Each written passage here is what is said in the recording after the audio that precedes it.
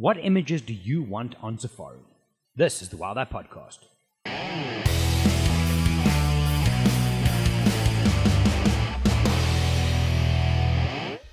Hey everybody, my name is Gerry, I'm from Wild Eye, and as you might know from the previous episode, I'm in the process of getting ready to go on safari. I'm heading to the Masai Mara for a few days, then Serengeti, and then Sabi Sabi. Great combination, loads of photographic opportunity, and therein lies today's question, is when you're going to a place, when you're going on a safari or an expedition, whether it be Svalbard, Great Bear Rainforest, Iceland, Mara, Sabi Sabi, Mala Mala, Singita, Uganda, it doesn't matter, right? If you're going there on a photographic trip, obviously, by definition, it's photographic. So how do you prepare for that? How do you set your expectations for the type of images that you want and that you will hopefully get? Now, before we get into this, it's important to once more say the following thing. And I don't care if you're going to photograph the solar eclipse in Utah in October, or if you're coming to the Great Migration with me in August, or if you're coming with Svalbard in May. It doesn't matter, right? If you travel for nature photography and you judge the success of the trip or the expedition or the tour or the safari that you're doing, if you judge the success thereof on the images you get, you're going to fail outright every time. Guaranteed. However, I feel you should still be going to a place with an idea of what you want to create, with an idea of the images you want to get. How do you do that? So just before I started recording here, I spoke to Trevor and Luke, and I asked them the same question, is when you go on safari, do you prepare? Do you, photographically, so to speak, do you go and look for images? Do you plan ahead? So Luke's first answer was, no, not at all. He just goes in and he will approach it photographically. Lean into your creative eye and creative voice when you're there and say, this looks cool, that looks cool, there's potential there. Trevor said no, he would do some research as far as if someone else in the office has, for example, been to this place, he would go and look at the images, just scan through, might go and look at the area and so on and so forth. And then there was a bit of a discussion that ensued where Luke also said, Jono, cool, he'll research the area, but he doesn't go in with photographic expectations. Now, this is interesting. If it wasn't for photographic expectations, I suppose companies like us would have a tough time, because I want you to go on a trip expecting to get images, but you should not base the success of your safari on whether you get the images or not. Right. Now, with all of that said, how do you approach this? What's the best way to go mindset-wise into a photographic safari or a tour? Right? Let's start with Svalbard. If you go with me to Svalbard, there is a very good chance you will see a polar bear. Our strike rate, I shouldn't say this, but the strike rate's been very, very high. Can't say the exact number because I'm going to jinx it. It's 100%. But the idea is you'll see one of them. Now, if you go too deep down the rabbit hole of looking at polar bear images, like for example, if you go and look at some of my polar bear images that I've been able to make in Svalbard, and you think you're going to get that, you're probably going to be disappointed. Why? Because I've been there 10 times. I've had hours and hours, days, weeks, probably months by now, in the field making those images. We used to put out a thing called the Top 100 Greatest Masai Mara Images of the Year. We did a couple from the guides, where we would share, all the guides in the office would share a number of images, and in these blog posts, go and look for it, it's just the Top 100 Mara Images. And each year, and the collection would be insane. Now, someone looks at this and they think, I'm going to go with Gerry to the Masai Mara for a week, and I'm going to get stuff like that. You could, but you might not. There's a very good chance, but probably not. You know what I mean? Because those are the combination of hours and hours, years and years in the field. However, I've said this before, if you go on a private guided trip with me, and I know you want certain types of images, I'll say to the client, listen, go and look at images of, for example, the Serengeti, and send me stuff that speaks to you. Send me images that you like from the place where we are going. Why? Because it feeds your photographic voice so that when you're in the field, you have a frame of reference. You think, this is cool. Hey, these open expanses in East Africa don't scare the shit out of me because I'm used to shooting in South Africa, which is very closed, right? And you can work within the constraints of that new setting. You also, I think, if you, for example, have a lot of images in your mind that you've looked at, whether on Instagram or from friends or from a photographer, whatever, that if you have images in mind of Moru copies, for example, in Serengeti, beautiful black and white images, lion on top, dark sky behind, if you didn't know that's possible, and you were to drive through this area, you might see this big boulder and you think, oh, that's pretty cool, it'd be nice if there's a lion on top. But the depth of your vision of what's possible will be so much greater once you've done this, once you've looked at other people's images. The catch here is that if I show you, for example, some of my image from one of my last Serengeti trips, I'm speaking Serengeti now because I'm going there in a couple of days. For me even, if I look back at my images from my previous Serengeti trip, there's a very good chance I am going to be a little bit disappointed. Why? Because on that particular year, right, shit just went down. We had lions and trees with rainbows behind it. Literally. If you're watching this on YouTube, you'll see these kind of images I more than likely will never see again. Right? It was insane. We had lion climbing trees, which is, it's possible, right?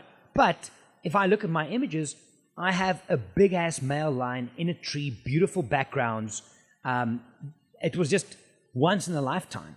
So if I'm going to go look at these images and I say to myself, this is what I want, I am setting myself up for disappointment, guaranteed, because there's a chance it won't happen.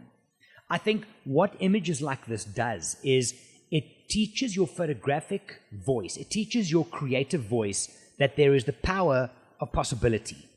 It teaches you that you should be open to anything, but don't expect it. It shows you that you should know that a lion can do this, even if it doesn't. One of the things I always say to people in the field is, don't just settle for the shot you have, go for the shot you want. So that would be a male lion at the base of the tree. Yes, get the shot, but be aware that he can do things, that anything could happen at any given time. On that particular trip as well, I'm thinking back, we had at Lake Ndutu, there was a wildebeest carcass in the water, and this lioness walked into the water, basically called her cubs. They were all in the water feeding on this carcass in the water. And if you zoomed in tight, it looked like this thing was in the ocean. Those are type of images that I've never had until that point. I couldn't have planned for it. However, I think a lot of people photographically, when they go into the field, they play safe. They play within their boundaries. They play in an area where I'm going to bank this. I'm just going to get this. I'm not going to try anything else. And I think if you approach it from that point of view, I think, first of all, creatively, you should be trying different things, multiple exposures, slow shutter speeds, and so on and so forth. But you should also be open to different things.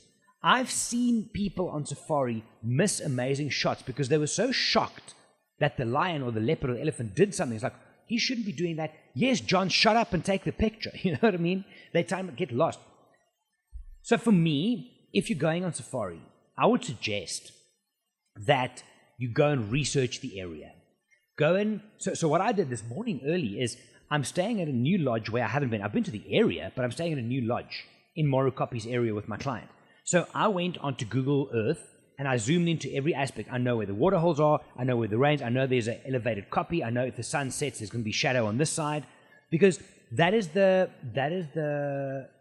photographic inspiration, nutrition that I need. Does that make sense? In order to plan for my trip. So when we're there and I can look and say, okay, cool, the sun's going to set. This line's very bright, but the shadow is coming because it's going to set behind the mountain. Right? Now, I do that for my client. They don't have to, but I would still recommend that you do, because the more you know, the better it gets. I would go and look, even on Google, and go to the area and say, Moru copies. Go to Google, because people upload pictures from that location and see what they get.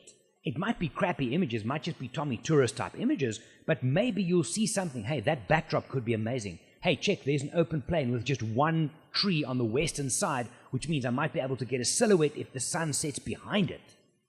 That's the level I would like to see people go to when they go on safari, because that's when you're going to get the better shots. The more you know, the better it gets. Now, the idea of expecting certain images, bad. I think you should go in with the idea of, this could happen. Might not, but it could. It's strategy. It's the art of war, if you want. It's going in ready for anything, knowing the playing field. Even if you haven't been there, you know you can go onto Google and you can get an idea, you can get a feel. You can go and Google Earth your lodge and see if I'm sitting in whichever tent, there's a view of the waterhole. Cool, so I'm going to take my tripod. Might be a bad example, but you get what I'm saying. I think you have to go onto a trip expecting something, expecting to get great images. But you shouldn't stake the success or your own happiness or even self-esteem in some cases to not getting those shots, right? I'm keen to get back out there. It's been a while since I've actually photographed in Africa because I've been to Iceland twice, Chicago, and I literally only looked at my Serengeti images now because of this. But I'm going to go through it again. I've seen some of Johan and Mike's images that they brought back from their recent trip in the same area, so I know what's possible. I know that if I get to a sighting and there's a big-ass boulder and there's a male lion sleeping 200 meters away under a tree, I know there's a good chance things could happen. And photographically, I'm going to know it's giving your photographic mind, your photographic voice, your photographic eye, just that little bit of a booster that it's ready for things when it happens. So you'll get, your strike rate should be more. It might not be, but it could be. And hopefully will be. You know what I mean? So anyway, I'm keen to hear if you guys have any questions or thoughts on this. How do you plan? Because if I'm going to a new destination, let me put it to you this way. I'm going to photograph the solar eclipse in Utah in October, right? Not my game. I haven't done that before. I'm loving landscapes, getting more into that. Yesterday I was looking at my solar filter that I need to get for this. But when it gets closer, I'm going to look at a shit ton of images of solar eclipse. I want to see what they've done with it. I want to see how they've composed with it. Not because I want to copy necessarily, so I know what's possible. I want to look at exposures. How do they exposures? How do they process this? I'm going to then go and Google Earth, the area where we're going to stay, and look at that area and say, where are the peaks? Where are the valleys? Where's higher ground? Where's lower ground? Go to PhotoPills, which is a great app. You can track the sun. Where's the shadow going to be? Where's what? And so on and so forth. And based on that, I'm going to take all of that information. I'm going to have it in the back of my mind. But when I get into the field, I'm not going to rely on it. I'm going to use it as necessary. And I think that's where the win is. That's where the win is having the information, the photographic inspiration, the local area knowledge, all of those things in your head.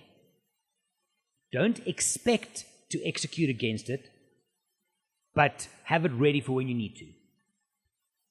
That's it. Let me know your thoughts. Keen to see how you prepare for a trip. And this goes for both places you've been to and not been to. So anyway, guys, as always, thanks for listening. Thanks for lending me your ears. I will chat to you in the next episode. My name is Gerry. I'm from Wild. Have a good one. Bye for now.